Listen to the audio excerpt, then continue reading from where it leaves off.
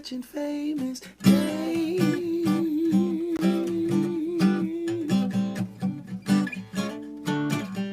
on YouTube.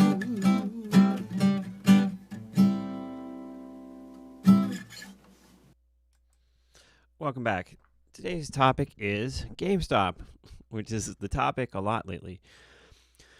Anyhow, I was reading an article in the Thinkorswim news feed. Thinkorswim has a news feed, and you can look up articles in it. And it was somebody, I think it was like Benzinga or something like that, and they were sort of attacking Jim Cramer about what he was saying about GameStop. And, you know, Jim Cramer's fair game. He's a public person who's on TV and stuff.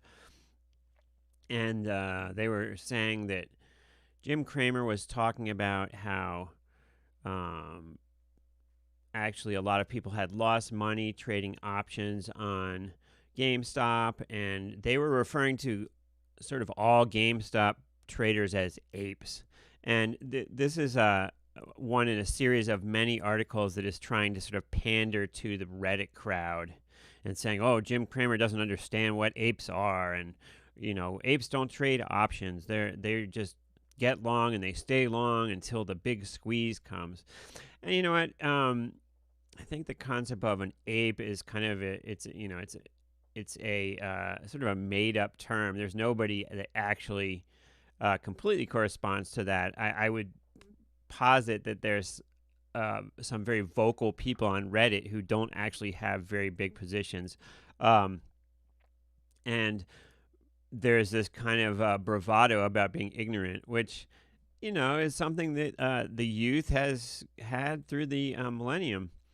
My only kind of comment on that whole thing is just that you have to, even from the philosophy of sort of these Redditors, you kind of have to respect Jim Cramer in that he's made a ton of money, right? Whoever this person who wrote the article is, I would speculate that Jim Cramer's made a lot more money than he has in the stock market, and so you got to respect the guys that have figured it out, and we know that the way that you measure who's figured it out the most in trading is by how much money you have, right? And Jim Cramer's got a lot of money. He's figured it out in a lot of ways, and certainly there has been for a long time been that that kind of Sports Illustrated thing with Jim Cramer where, you know, if Jim Cramer highlights a stock, it's definitely going down. It's kind of like if a team's on the cover of Sports Illustrated, they're going to lose whatever event it is that comes up next. And, you know, that's been true a little bit. But I'm one to sort of, I've been opposed to the whole ape thing the whole time, not because of any sort of personal reason, but just because of the fact that I've basically been short GameStop for a while now, and thus I'm, well, at least in the ape's mind or in people's mind who are like very like emotionally long the meme stocks, I'm sort of the enemy because I'm short it. Now I'm not associated with a hedge fund, or I'm not the man really, but I'm older than most of the Reddit people, and I'm short. So let's take a look at the position here for a second. And I find the whole thing hilarious how people get worked up in a chat room or something because people have a different position from them. There's a certain mentality online that if somebody has a different opinion than you on a stock, then they are a spammer. They're trying to manipulate the market, and they should be blocked right away. Now, just because someone has a different opinion than you in some financial instrument doesn't mean that they're manipulating the market. It doesn't mean that they are, that their views are not valid. And that's something that's really, it's different in the professional trading world than the world of the internet and chat rooms. I was a trader on the floor in Chicago for many years, and it's not, you're standing next to people that have different opinions from you all day, and you don't get mad at them or say, okay, I'm not friends with you because you think that the 10-year bond is going down today and I think it's going up. So, you're an awful person.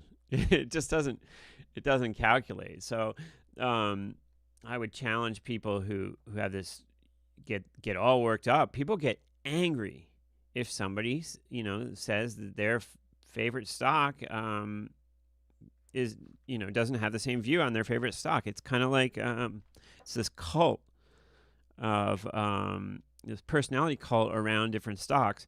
And the funniest thing of all about it is that it transfers from one stock to another. So in one day, GameStop's the best stock in the world. It's going to 100,000, and it can do no wrong. And then the next day, they pick another stock that one too is going to do the same thing. And it seems like about not half, but a large percentage of the posts in GameStop forums are tagging another stock and saying this is the next GameStop /AMC. The market always changes, and different stuff always happens. So it's not just going to be like a repeat. Like next year, there's two other stocks like GameStop and AMC that the same stuff happens to. That's just not the way it works. Anyway, so let's just get into the position for a second here. So I am short the equivalent of about 120 shares of GameStop. What does that mean? It means that I'm not actually short GameStop. I've traded options to kind of simulate being short GameStop. And it's not even that. I haven't gone in and said, I wish I could be short X amount of shares of GameStop. I'm going to trade options to simulate that. No, I'm an actual options trader, and it just starts with me saying, I'm going to put this options position on. Now, options can be more specific than trading shares. They can, it adds other dimensions to a trade. So, if you are going to trade just stocks, then you either are long it and you make a X amount, however much it goes up, and you lose X amount, however much it goes down. With options, it can be a more defined thing where you pick certain prices and you can say, well, I only make money between these prices, 30 and 40. If it goes up from 30 to 40, then I make money. If it doesn't, then and you can there's other dimensions in that you could have a position where if it stays at 30, then I'm going to make money. Every dollar it moves away from 30, I'm going to lose money. So you can craft a very specific position based on a scenario that you believe will unfold, or just based on probability and your view of the future. Now we're all trying to figure out what's going to happen in the future, and nobody knows what's going to happen in the future. The fact that nobody knows what's going to happen in the future is something that escapes many people, especially new traders. Nobody knows what's going to happen in the future. People will convince you up and down that they do know what's going to happen in the future, and there's this idea among people who are new to the markets that there are some people out there somewhere on earth who do know what's going to happen in the future, and they just know, and they're good traders because they know what's going to happen in the future. And there's people that can guess pretty well. There's good guessers, but nobody really knows. And there's people who are good at analyzing data about a company. There are people, but and the other phenomenon that occurs is if you have 1 million people, and the classic example is flipping a coin. If you have 1 million people flip a quarter 20 times, or some coin 20 times, a few of those people out of all the people in the world are going to flip that quarter 20 times, and it's going to come out heads 20 out of 20 times. It's just the odds, right? So somebody out there is going to guess right 5 stocks in a row, and they're going to be successful. And I think Forex is another good example, because Forex is very difficult to figure out which way currencies are going to go. And out of all the people trading, there are going to be a couple people that are successful, but part of it is based on luck. And any trader, professional or not, who's been in trading for a while will tell you it's better to be lucky than good, and you need a little luck in life if you're going to succeed. Doesn't matter what business you're in, and Lady Luck can smile on you, but Lady Luck cannot overcome odds. This is something that people who trade, who play the casino or buy scratch tickets would never really understand. The odds are what they are, and if you have odds against you, then the more times you play, the more certain it is that you're going to lose, right? If you play something once and the odds are against you, you have a chance that you got lucky. But the more times you step up to the plate, the closer your actual results are going to be to the expected results or the odds. So hardcore people that play scratch tickets or that buy lottery tickets are going to be losers, right? The people that buy it once on a whim, you might be a winner because you're not setting yourself up to lose. But the more times you play some sort of, and they call it playing, but the more times that you step up and buy some sort of lottery or participate in some sort of lottery where the odds are against you, the more likely it is that that your overall results are going to be losing, right? So if you hit a big jackpot, it makes entire sense that you walk away and you stop, right? Immediately. But people don't do that. They say, oh, well, now I've got all this money, I can bet way more times and maybe I'll win even more. But that's not the way it works, right? The way it works is the more times you bet, the closer your overall returns get to the actual odds. And you don't want to get to the actual odds because they're against you. Now, in trading, the odds, you can put the odds in your favor, and or the odds that are against you are much smaller than in, let's say, buying a state scratch ticket. And in a sense, if you're buying a stock, then it can either go one way or another. It can go up or down. So you could call the odds sort of 50-50. I know that's a bit of a cynical approach. In general, we know that stock markets, equity markets, at least in the past, have gone up over time. So the easiest way to participate and make money in a most basic sense is to buy some stuff, hold on to it, and it'll go up over time. All right, so let me get back to the GameStop position. I've been ranting and raving for long enough.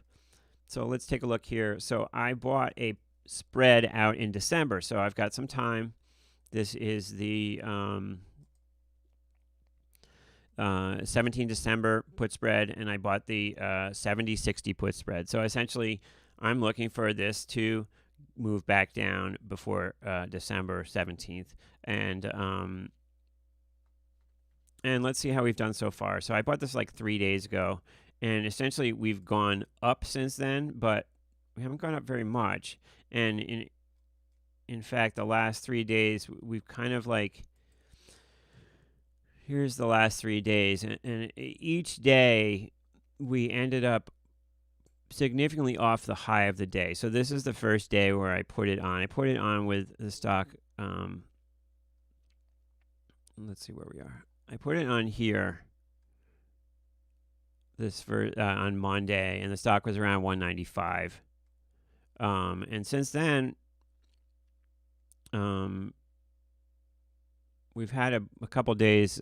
This was Wednesday and Thursday where we rallied on the open, then we sold off, and we really haven't made that much ground. I think we were up $1 and change yesterday, and we were up 40 or 50 cents the day before, which is not much in a $200 stock. If we look at the sort of the trend of things over time, and I'm not a big into charts, I don't think they're that significant, but we can see the trend has been sort of lower over the last month. If we back things up even more, you can see here's this initial squeeze, and then, as I've talked about before, the second move up was the very interesting and significant one, because usually when you have a short squeeze, you get this huge move, and then it kind of just fizzles out. this case, the stock's made more additional higher moves, and there's a lot of talk in the media about this sort of pennant shape. And if you were to draw lines here, you can see it turns into kind of like a flag, right? That's where they get the pennant shape thing. And the kind of the sort of trader wisdom thing from chart guys is that sort of once this pennant hits like the tip, then it's going to break up or it's going to break down. It's kind of like it's getting tighter and tighter, the range here, until it's going to, once it hits the tip of this pennant, then you're going to see it go shooting up or shooting down. And the article I read said that that's going to occur around October 2nd. So October 2nd, we're going to know if this shoots up or down. And my whole premise here is just like, this is a company that's losing money. If it hadn't been for this whole squeeze and meme stock phenomenon and everything, the stock would still probably be hanging out around like, $15, $18 or something. So at some point, people are going to get bored with this not really moving that much and move on to something else. You have to think a lot of the people that own the stock right now are either caught up in this they're either caught up in this Reddit stuff and think that this is going to like a million because that's what they've been spoon fed for months and months. I don't see this as like, at home investors in Iowa who are like building a portfolio, nor do I see really portfolio managers who are building a portfolio for like the future are putting a bunch of money in this stock that has actually gone up so much. If you were people that have been owning this since it was $9, at some point you say, wow, I really did really great in this, and you move on to the next thing. So that's kind of my premise. You can disagree or agree with that.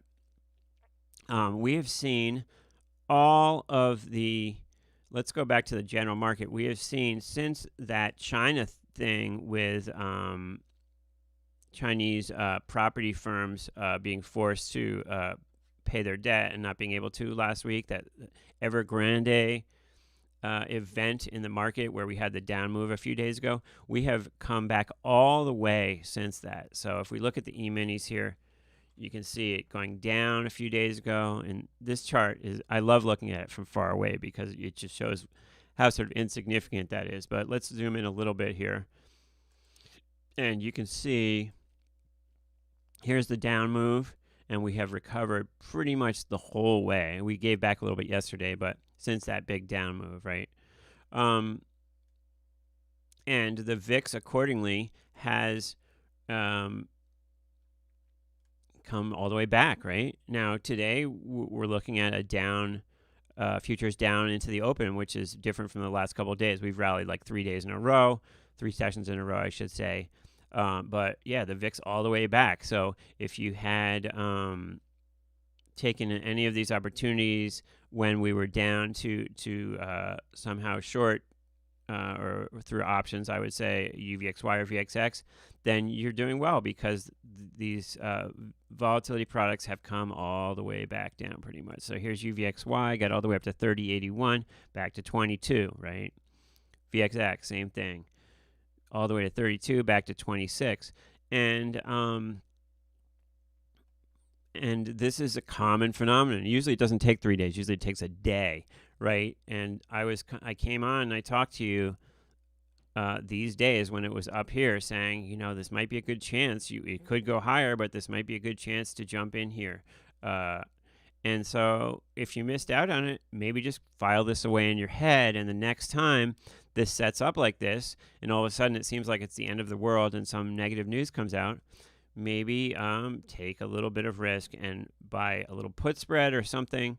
You don't want to be like naked short calls, right? Because you don't want to blow your position out. You don't want to put a position on that's going to lose you more money than you have in your account. That's just not something you want to risk, at least at this point in your trading career, I would say.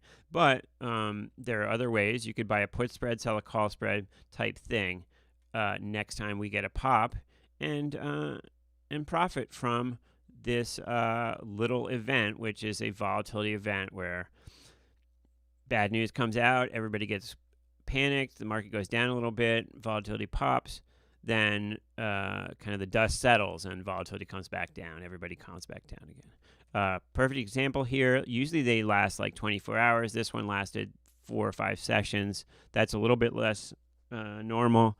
We have had it where it lasted for 6 months. So you never know what's going to happen. I don't purport to know what's going to happen, but you see this stuff happening and you try to put the odds in your favor. The odds are with a vol spike that it's only going to last 24 hours. So that's the odds. So you put it on and you hope for the best. In this case, it would have worked. It would have worked if you put it on the first day, the second day, or third day. And then you could come in today or yesterday and take it off if you want. Because we're right back to the level we were at before all this happened. So interesting stuff. Thanks for watching. So I'm just short GameStop, right? Like I said, I own this 170.60 put spread out in December. So if we look at the long-term chart,